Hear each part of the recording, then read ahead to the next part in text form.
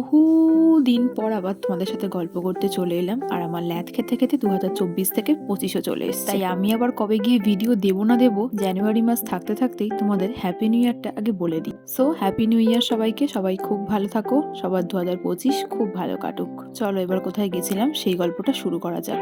আমাদের এখানে এই সম্প্রীতি মেলা বেশ ফেমাস, বা এটা অনেকে সুভাষ ময়দানের মেলা বা গাছ মেলা বলেও জানে, কারণ এর অন্যতম আকর্ষণ থাকে ভীষণ সুন্দর সুন্দর গাছ।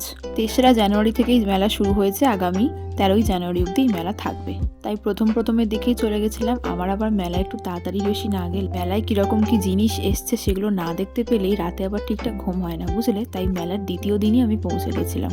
আগেই বললাম এখানে বিভিন্ন সবজি ফুলের সব রকম গাছই দেখা যায়। আর সব থেকে প্রিয় ফুল হচ্ছে আমার গোলাপ। আর এই গোলাপগুলোর সাইজ দেখো। আর এটা তো হচ্ছে এখনকার সব থেকে ট্রেন্ডিং ক্ল্যাচার। যদিও এর আগের আমি পৌষ মেলা থেকেই একটা ক্ল্যাচার আমার কেনা হয়ে গেছে। এর আগে অনেক ভিডিও আমি করেছি জানো, আমি যেখানেই বেরোতাম কন্টেন্ট ক্রিয়েট করতাম, বাট ওই ল্যাদ খেয়ে আমি আর দিয়ে উঠতে পারি। যাই হোক, এই মেলাতে কিন্তু প্রত্যেকদিন বেশ সুন্দর সুন্দর অনুষ্ঠান যাত্রাও হয়, একদম বিকেল থেকেই শুরু হয়ে যায়। তারপর এখানে বাচ্চাদের সোয়েটারগুলো ভীষণ সুন্দর সুন্দর ছিল, তাই মামুনি একটা এখানে নিল। আর এখন বেশ অনেক মেলাতেই দেখি এই মথুরাকে খেতে বেশ ভালোই টেস্ট করে দেখলাম। তারপর আবার নিয়ে নিয়েছিলাম পাপড়ি চাট। আর এই হচ্ছে মেলার সব থেকে আকর্ষণীয় আর আমার অন্যতম পছন্দের জিনিস। তারপর তো জিলিপি মালপোয়া কেনা হলো, আর আমার মন তো খুশি খুশি।